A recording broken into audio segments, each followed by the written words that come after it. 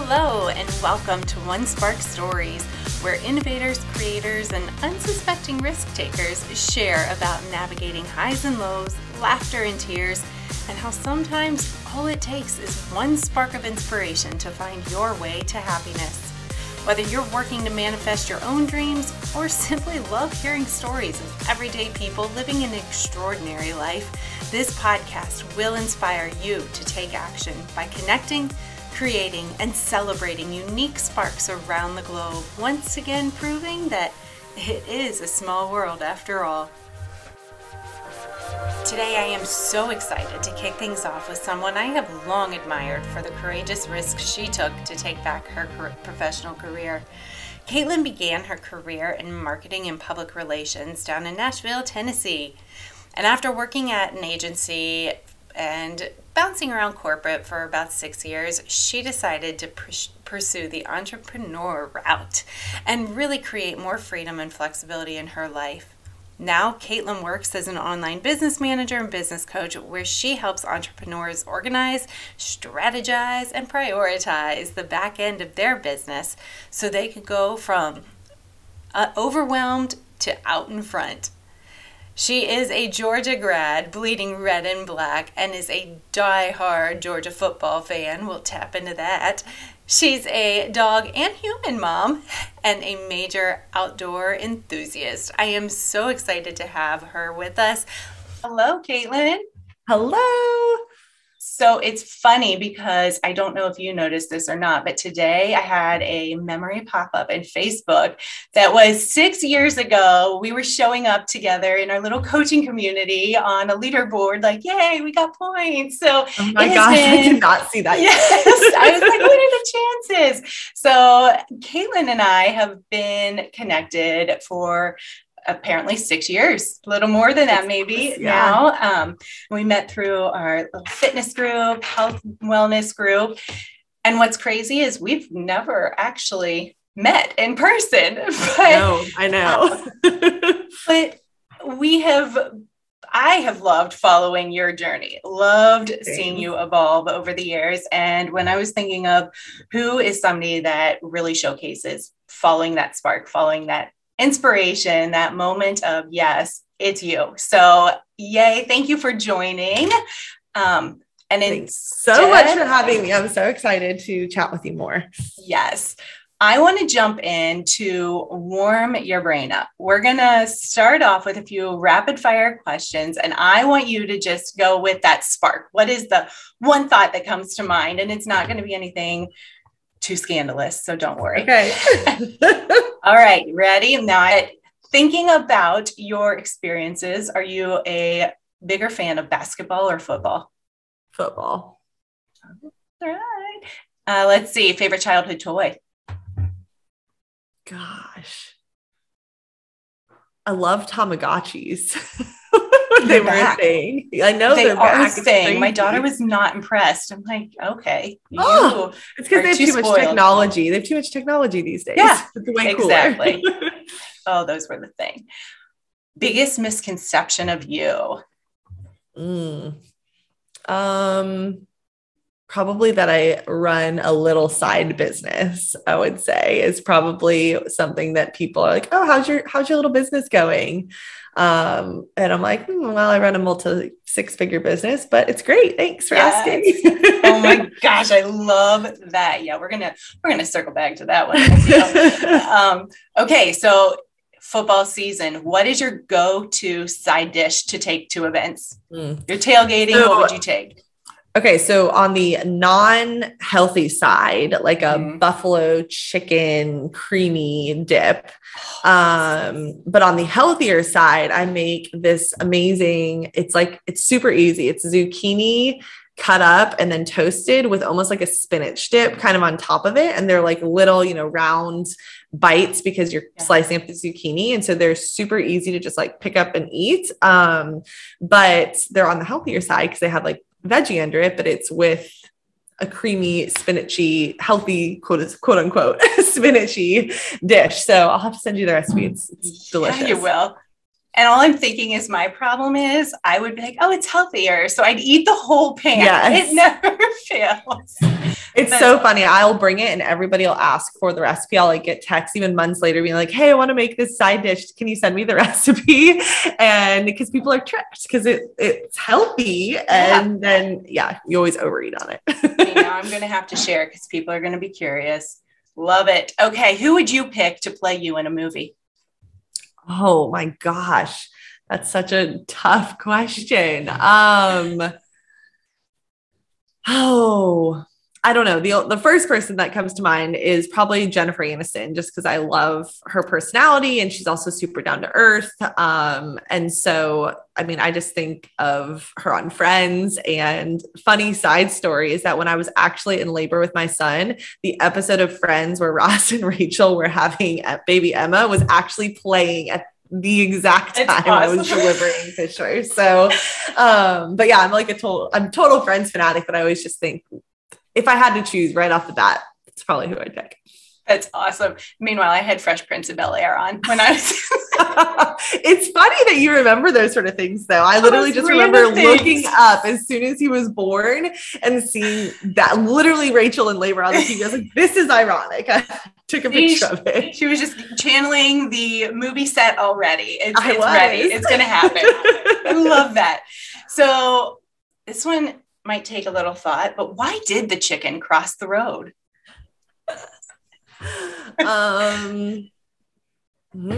Gosh, I'm a total foodie. So I think he probably saw something delicious that he wanted on the other side of the road. And he was just following his belly. Yeah. He was going to the tailgate. He wanted some zucchini snack. He wanted some dips, some chips and dip. That's awesome. Okay. So this one, what is your motto? What is one that you just maybe have a mantra or what would say is your motto? Well, if you're watching, you can see my screen. I have a nice background. And I like to call myself the get your SHIT together strategist. Love it. And so that's kind of my life motto is, how often do you say I need to get my ish together? That's literally it and what I've kind of centered my tagline of my business around. But if you need a more aspirational, polished quote, I always go back to she believed she could, so she did. Just because that was, I wore this for you. No, she can, she will.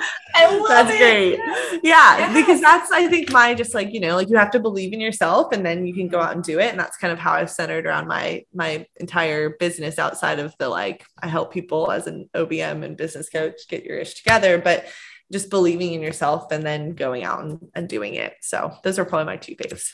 I love that. And that is such a perfect segue into thinking about what you have created here with your business. And, it's one thing to say, I believe in myself, I can. It's another to be so bold to go out and say, you know what, we all need to get our together. We all have something that can be organized, whether it's my closets or my business. And so if you don't mind, just give a little overview of what it is you do with your business. Yeah. So I'm an online business manager. I also run a business coaching business as well. And that's kind of morphed from my experience over the last 4 years of running and growing this business. I have a background in PR and marketing, and I originally created my first business as a digital agency. And then once I found this online world and online space, I can dive into my story a little bit later too, but I really realized that bringing my skills of being super organized and being a project manager and account manager for clients in the marketing and PR world and, putting together timelines and I'm very type A. So taking just my personality and being very organized and efficient is really at my core who I am. And being able to transition those skills to the online world. So I manage the back end of entrepreneurs' businesses. So typically I work with very high achieving, multiple 6-figure, 7-figure business owners, and they have a very large team of typically 10 plus people. and they have multiple projects for launches for their courses or their group coaching programs or their online schools or subscriptions or even, their agency. And I manage their clients. Sometimes, manage client communication. I manage their team and I keep projects moving. And then I get their business organized from a project overview as well as like data and just overall management of everything that goes into like that back end stuff that like you think about how a business has to run. And it's most often the stuff that people don't think about when they start a business because they want to do what they're passionate about. So I kind of take that back end work off your plate so that that person can really just be the CEO of their business.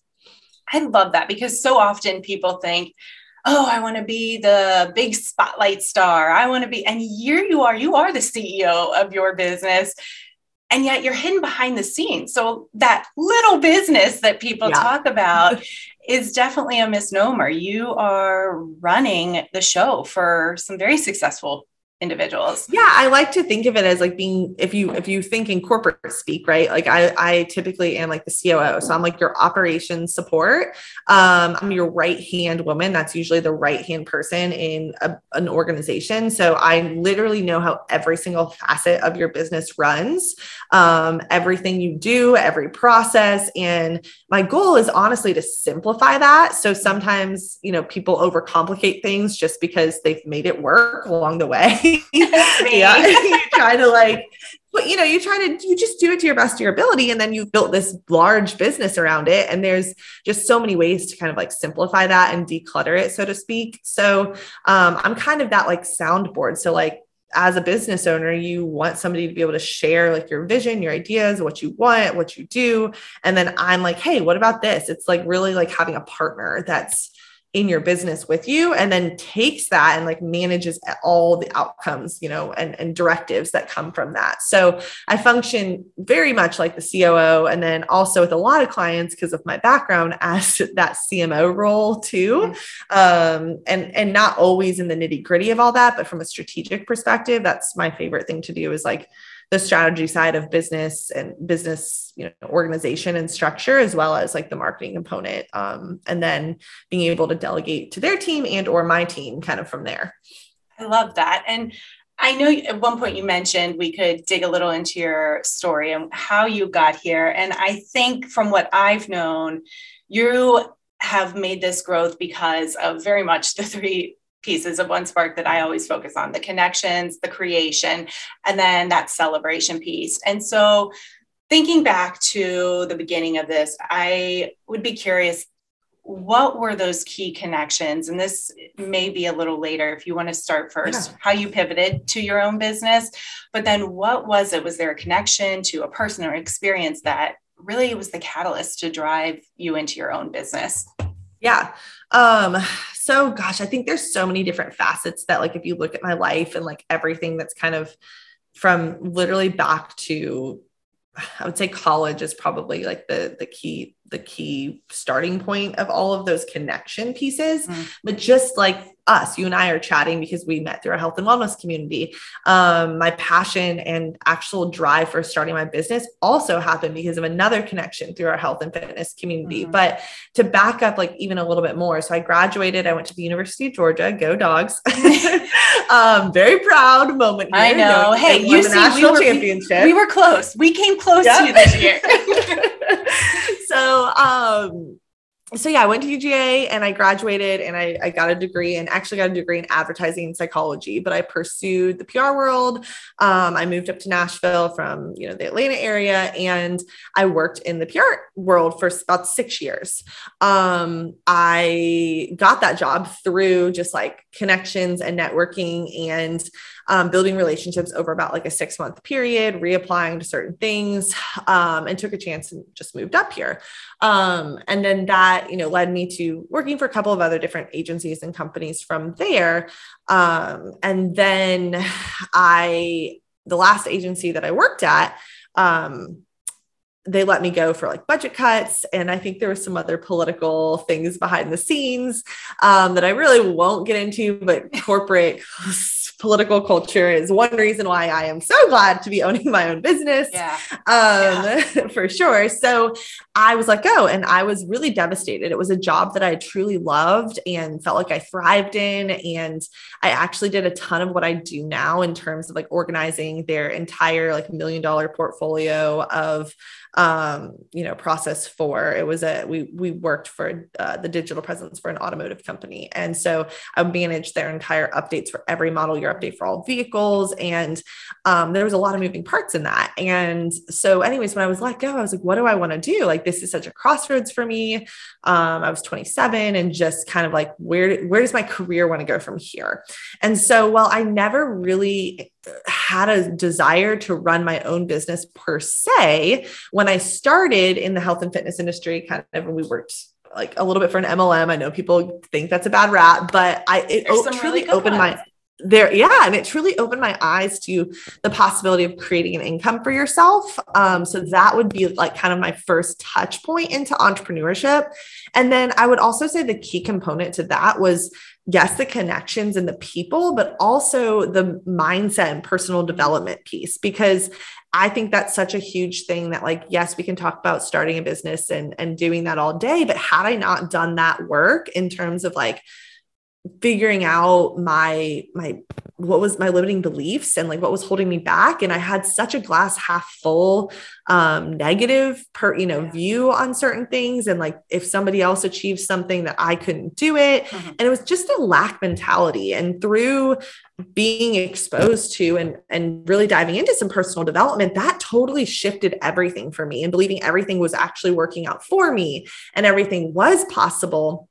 And I think that that's a really key component in starting and running your own business, is that mindset piece, because entrepreneurship is like a roller coaster ride, and, there's ups and downs. And that's why so many people don't find success, is they give up when it gets hard. So those specific things, and just kind of having my eyes opened a little bit there to making my own money in my own way. And then also the mindset component, I would say, is what started me on this path to really like self-discovery and in starting my own business. So anyways, I looked for a job. I looked for the perfect job for about 6 months. And I was, trying to like, do the right thing, do the thing you're told to do, right? Climb the corporate ladder, get a good job, move up. And so I was trying to find that. And I just was really struggling. Nothing was like appealing to me. So I started some freelance work. I actually used my connections I went back to one of my favorite teachers in college, and she connected me with a girl who actually was also kind of running her own business, doing some freelance work. And she was like, hey, I think she could use some help on some projects. Like, she's a good friend. We stayed in touch, connected with her. And so that's kind of how I stayed afloat in the meantime, and kind of saw the opportunity to be able to do that for myself. So in the meantime, I did end up taking a full-time corporate gig, and I loathed it. Like, I think loathed is the only possible word I can use. I was micromanaged, given no autonomy in my role. And it just reminded me, like, this is not what I want. So my plan was to work that job for a year, build my little side hustle, and then leave and, build up and save that money, and go out on my own. Well, in the meantime, I'm creating this business behind the scenes for my first digital marketing agency. And I launched my website. I'm, at this new job for about 6 weeks. And my CEO calls me into her office and is like, what is this? And I was like, oh, I'm doing some freelance work on the side, like blah, blah, blah. Because also I had taken a $20,000 pay cut for taking this new job. So I was trying to make some more money. And basically she told me I couldn't do that, and that it was competing with their business, which I actually brought her the non-compete in paper form and went through it and was like, where am I? Yeah. Yep. Where am I competing? Absolutely. And I wasn't, but basically she said, either you take your website down or you can't work here anymore. And I walked out. I was like, I hate this job anyway, so why would I stay? And I left. And that was the badass moment that I just have to stop that right there. Like, thinking back to that moment, now you can talk about it so freely. How were you feeling in that moment? Oh my gosh, I wanted to throw up. Right. That's all I keep thinking is like, I truly, I have never felt like literally like I wanted to vomit for making such a large decision, because you feel the weight of the world on you. So I had started dating my now husband in February of that year, lost my job end of June, had moved out of my apartment in August and moved in with him. And he was covering so many of my expenses. And I was still like I said, doing freelance work and nannying and doing some stuff to try to bring in some income, but it wasn't the full-time salary. Right. And so I felt the pressure to go and take this corporate job. And then I was like, I'm not even happy here. And honestly, I'm so thankful for him. And this, not why I married him, but he's such a supportive man, but like, he literally gave me that like push and was like, you'll figure it out. Two, there's always more opportunities, but like, you're already doing it. So why not just do it full time? And also in that same sense, circling back to the connection, there was a girl that I had connected with through our health and wellness community who also had recently launched her own business as a business coach. And I was in her Facebook community, her online Facebook community. And when basically my boss told me that at lunch, and I was like, okay, I'll take it down. And then it was like right before lunch. And so I went home for lunch, and then I posted in the community and was like, guys, like, what do I do? Like, I've worked so hard on this. This is like, I feel like my soul is being crushed right now. And all of those supportive women in there were all like, no, like, you have to do this for you. And so it was that like little nudge that was like, you can do this, and belief from other people in me and my husband, my then boyfriend, now husband, just saying, yes, you can do this. And so while I literally felt like I was going to throw up, I don't even think I told my parents I left my job for like 48 hours because I was so nervous as to what other people were going to say. And then I walked back in and I was like, I can't take my site down. I said, I'm sorry, I've been thinking about it, but that's just not going to work for me. And they literally walked me out like right then and there. So, I'm just grateful though, that I had that support right there to kind of give me that nudge. And I'm not going to sit here and tell you everything changed for me in that moment, but it did to some extent, but like, I didn't bring in thousands and thousands of dollars immediately, but it lit a fire under me to just continue to drive and figure it out. And, I did. And I started my own digital agency. I worked with some clients, in that realm. And then about 8 months later, I started my OBM business as I got more integrated and plugged in through other communities, on Facebook. Facebook groups were really, really big for me, and just meeting people, connecting with people, seeing kind of how that online world worked and that space worked. And that's what led me to kind of transition into that OBM role, and seeing how my skill sets in the corporate world could transition into this whole new world of entrepreneurship that I really didn't know a lot about. So all of those connections and groups and people are kind of what led me to where I got my start in my OBM business, and ultimately like where I'm at today. Yeah. And I love that, because I think one thing I've heard people say is, well, of course, people want to make you feel good. They'll tell you anything but it's still really hard. Well, yeah, it's still really hard, but there is a difference between surrounding yourself by people that are there to empower you, because there are individuals that I'm sure in your life, even the ones that say, how's that little business, that truly cannot conceptualize anything different. And I've had that where people are like, oh, that's cool, but you were really good in the classroom. You should do that. It's stable. You get a pen. I'm like, I love it. But now I can serve as a volunteer on the board for a national organization. Now I can coach. Now I have other ways I can fuel that, because other people encourage me to take that risk. They've done it and they've seen it and they have your back. And was, I love that. Surround yourself with those people that have been there and done it before too. And that's why, as I get into like the business coaching side of things too, that's why I think it's so powerful to have a coach, because they can support you when you have those thoughts or beliefs, or those other people that just can't understand or conceptualize because they haven't been there before. And, you only know what you know. And until your eyes are open to something different, we are taught something from a very young age about, the path to being successful in life.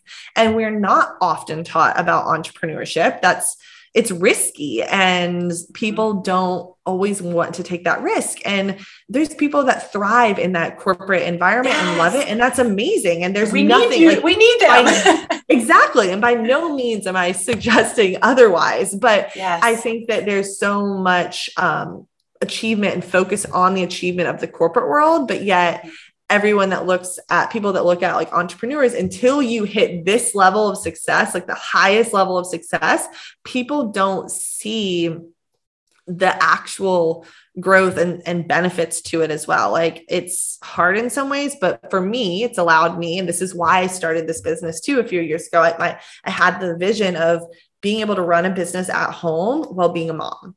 And that is like ultimately like my deepest why is when I was younger, I always envisioned myself as a stay-at-home mom. I couldn't imagine leaving my children. Like I grew up with the stay-at-home mom and I wanted to be a part of that. Like you, I wanted to be the PTA mom or be the room mom or take my kids to sports in the afternoon. Like that's something that is important to me. And I didn't want to work a 9 to 5 or 9 to 6 and be tied to those things. And I don't know about you, but in the corporate world, I got so much anxiety when I had to ask for time off, and you only got so many days off. And so the ability and freedom and flexibility to create my own schedule and work my own hours and build a business that works around my life is really, to me, the greatest blessing and bonus to all of this. It's, money aside, like I will take this every single day.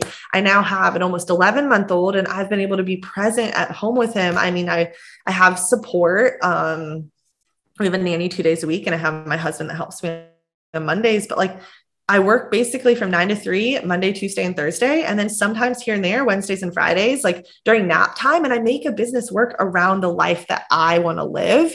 And there's nothing better than that. Like that is, every season of life is so different, but like, this is exactly why I created this business, is to be able to do that. Yeah. And when you are so intentional, when you know that purpose, personally, professionally, whatever it is, you can then be more intentional in those daily actions to make sure that you do get your Tuesday, Wednesday, Thursday schedule. And it's funny, the little things that are the catalyst. Now, I grew up a latchkey kid, morning and evening. Both my parents worked. I didn't think anything of it. For me, when I started to switch to consulting and I had a little more flexibility in my schedule, I realized I hated dropping my kids off on the days that it was a crazy schedule. I would get home late in the day and exhausted. And to me, the driver, I wanted to be home, make my kids pancakes and get them on the bus. And it was that small little piece. Now, don't get me wrong. Nowadays, I'm like, kid, you got to go. You've got to go somewhere. Mom's got to work. Like it's too much. But it's a blessing to know I control that now. And it is scary. And you have to work your tail off. I'm a night worker. That sounds really bad, but I work my best in the evenings when the family is sleeping. It's that bonus time that I can sit down and the creative juices flow. And so there's a trade-off. I'm not a 9 to 5. I've never been. And that was a big point of contention for me when I was in more of the structured format of education or in a consulting role. I was at the expense of their time. For sure. And for me, it didn't jive with my best self. And so knowing that about yourself and then looking for organizations. And I think the pandemic has helped businesses look at different ways that employees work, but just because somebody doesn't thrive in a 9 to 5 doesn't mean they're not quality. And on the flip side, like we said about corporate, they're incredible educators. There are incredible tradesmen that work their tails off in those roles, and we need them. We need to, and they like that, and they love it, and that's what brings them joy. And I think that's why this world is so amazing, is that there's so many different people and opportunities for people to find their passion and do what they love and build a life out of it. And we are not all the same. So, but what I love getting to do is showing people that there is another way, because it's not always the way that is, I guess, shown in the world or the industry or what you're brought up in. And it's, there's another way out there. So people feel stuck and people think like, I have to go back to work or I have to do X, Y, and Z. And I'm like, yeah, but you can make it what you want. You just have to be determined to do it. And that's always, I think that's just a personality trait of mine too, is like, we know how they say the saying, if there's a will, there's a way. Like that's me. Like if I've wanted to do something, I find a way to do it. Like if you tell me no, I'm like, oh, but that is fuel. Yeah. I'm like, oh, well, how about if we did X, Y, and Z, or something's not working out how I want it to, I'll find another way. And part of that's resourcefulness, but part of it's just like, I think tenacity and just being able to go after what you want. And that has been something that like my entire life, even growing up, my mom's like, well, if Katelyn wants it, Katelyn's going to figure out a way to get it, because that's just how I am. And I've noticed that being a mom, I think our kids are our biggest teachers. And he is me. Like my son is my personality to a T. Like if you tell him no, he's like, all right, well, what if I climb this way to get what I want on the table? Like, he will find a way to get to it. He doesn't just chill out, which is frustrating. Right. But it's also, I'm like, gosh, that's a little me. And that's a great quality and character trait that will take him far. So I think that that's something that I've identified in myself along the way that helps me in business too.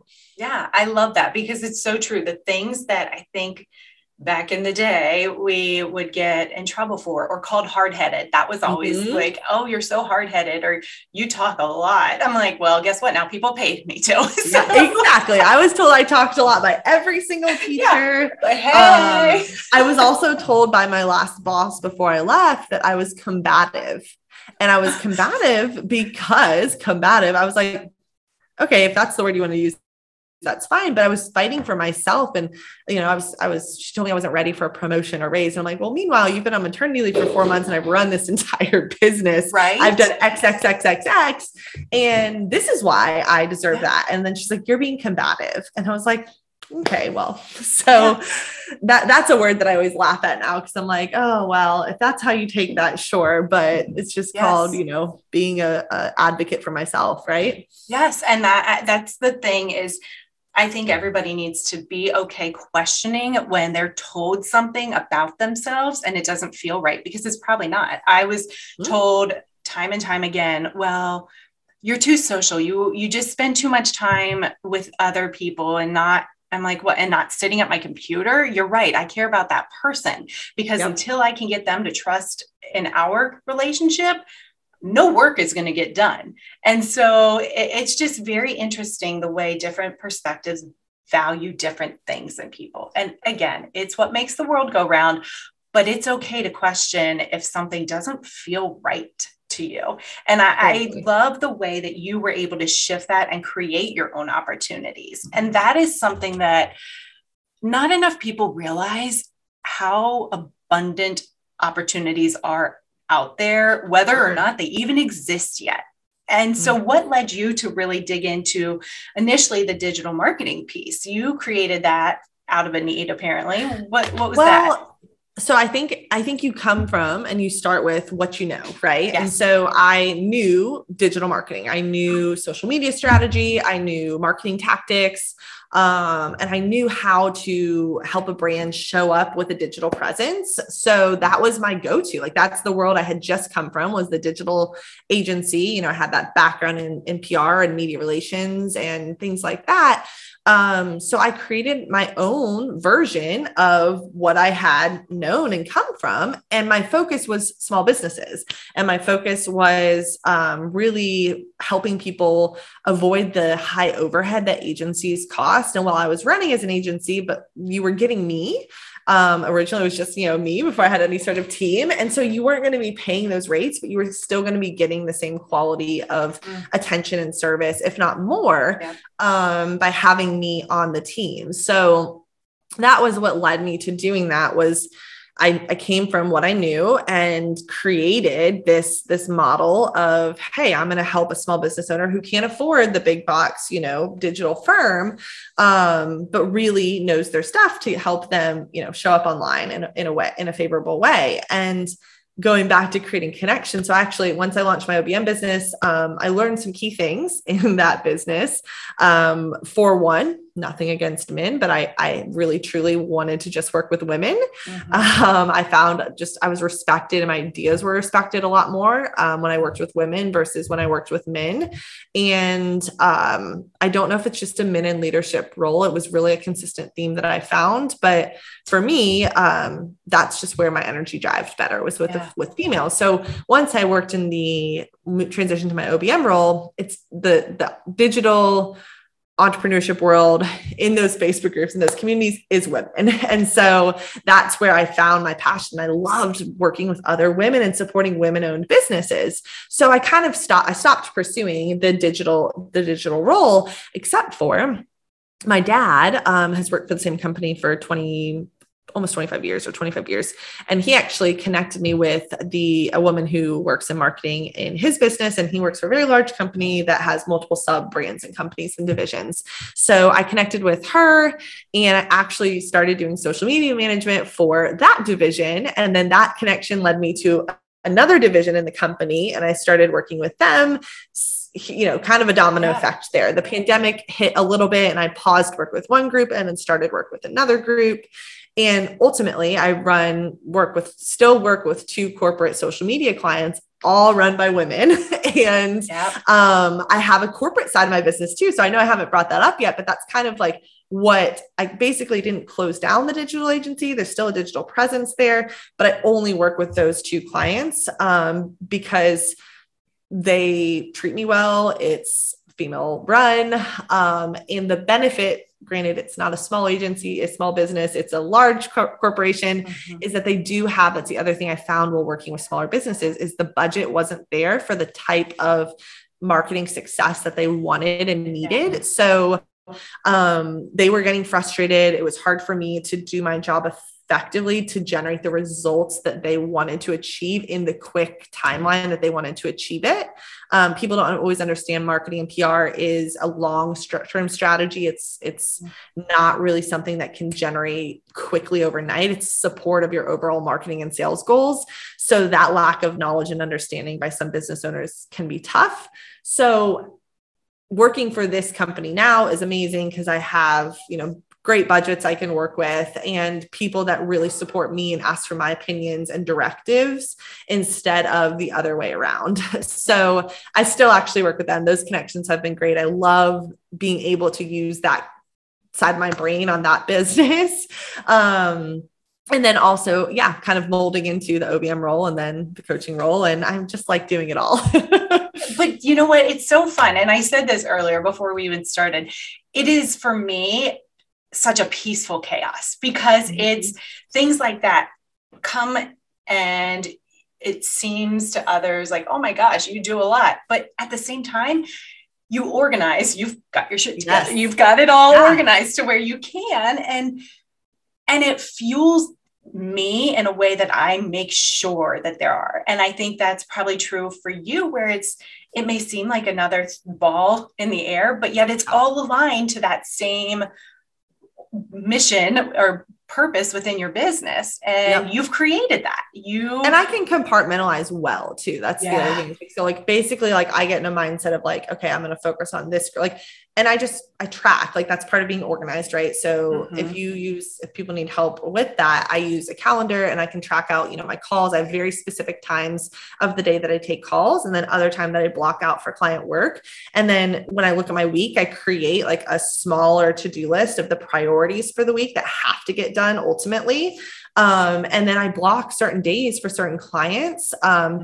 There's oftentimes crossover on clients, but if I know, for example, yesterday I had to get an analytics report done for that corporate client because it affects their leadership meetings. So that was my only sole priority yesterday was making sure that that happens. And anything else that was after that could be shifted here and there.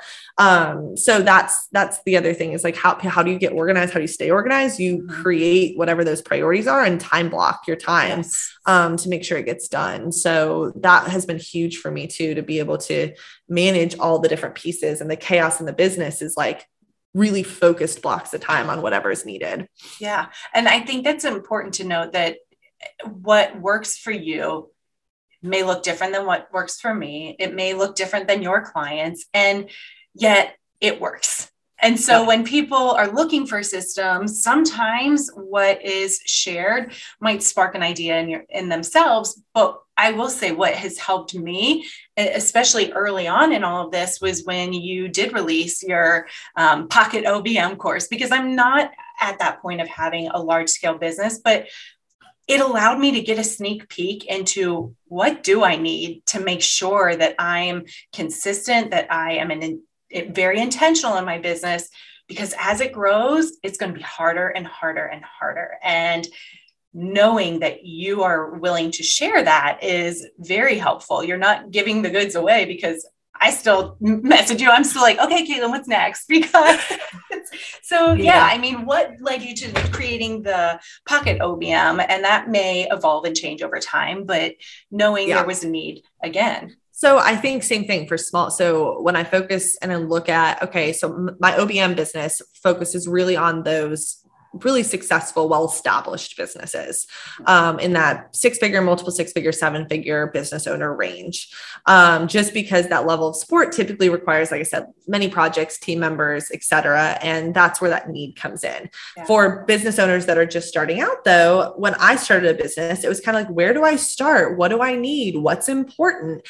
And I didn't know how to give that to people in bite-sized way that's what I was trying to figure out. And I'm like, how can I make this affordable for somebody that's newer in business that can't afford a retainer, of my services? Mm-hmm. And so creating a course was kind of the answer to that. I have self-led trainings on there that guide people through setting up, how to put together like your contracts and your invoices and what systems and tools that you can use for that.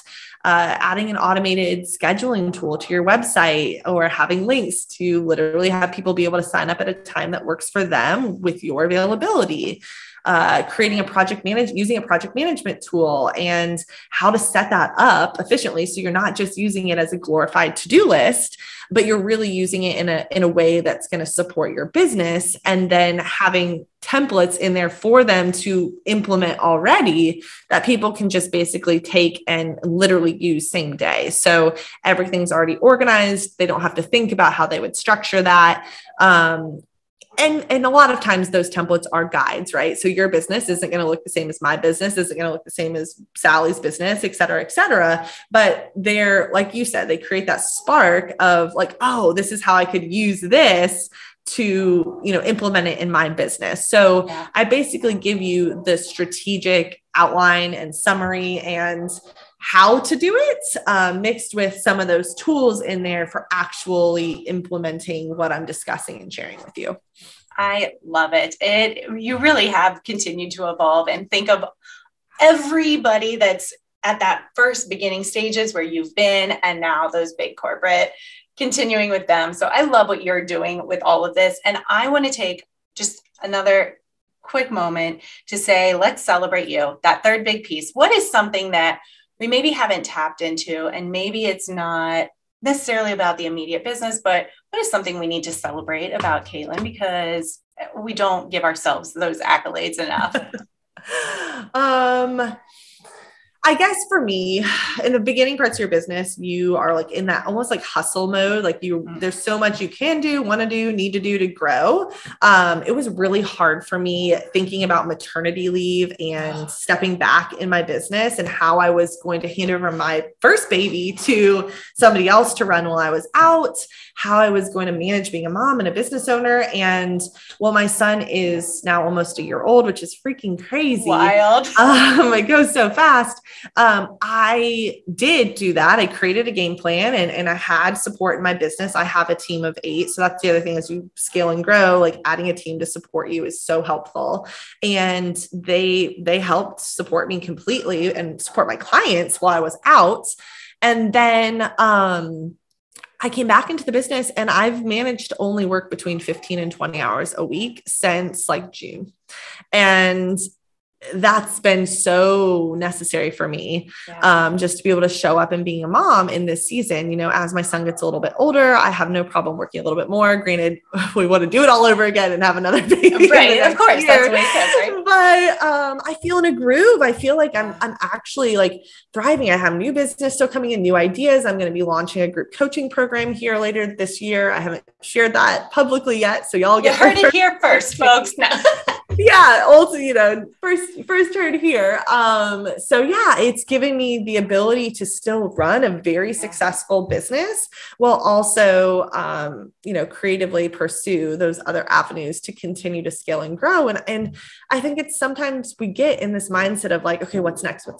But like stopping to really celebrate that as I look through the last year I made more money last year than I had the previous year after taking almost 4 months off completely and going back to work only 15 to 20 hours a week. And I'm proud of myself for being able to do that and trusting the support I have in my business, trusting myself and leaning into, all of that. So that's been just a moment for me that I'm like, wow, this really is possible. It really is doable. And I'm hoping to just continue to be able to model that for other people. Yes. And you inspire me so much. So thank you, because so I'm going to say a word, and I know it means a lot to you for other reasons, but truly you have given me so much hope that I can definitely. And I don't know, but I'm getting emotional over it. I know. So a little context. Hope is Katelyns' dog, your first baby, right? Your first baby. And you truly have constantly given me hope that like, you can do it. You can do it, be a dreamer, but do it. It's so possible if you are intentional and staying grounded. So thank you for continuing to live on that legacy of hope. Thank you for sharing that. It gives me chills because that's what I hope to embody and share with other women is like the hope, and not only like just necessarily the hope, like the inspiration and the motivation to believe in yourself. Because I think as women, that's just a trait that we often internalize is like, can we do it? Is this possible? Why me? And then turning that into a why not me is sort of the biggest thing there. Yes, I love it. Why not me? You can do it. Tell me no. And then I'm going to do it and take a picture, right? Yep. Probably a couple angles, good lighting. No. Yep, exactly. Awesome. Well, thank you so much, Katelyn. Any final thoughts or any ideas, any suggestions to people? You've shared so much knowledge already. No, just thank you for having me. If people do want to connect with me, they can find me on Instagram. So my handle is at Katelyn, KATELYNE Hamilton, HAMILTON. I'm sure it'll be in the show notes, but that's probably the best place to connect with me. Send me a DM. Let me know you listen to the podcast. I have some free resources in my bio, and then I truly aim to provide a ton of free value on my platform. So there's definitely tons there if you're looking for support with like systems and how to automate more of your business and kind of looking at all I have to offer too. Yes. And to see that you really can do it at any point, any stage of life, it can happen. So Thank you so much, Katelyn. We will make sure everybody connects with you, not only for your systems, but for recipes. Point of fact, a group of frogs are called an army. Later, dude.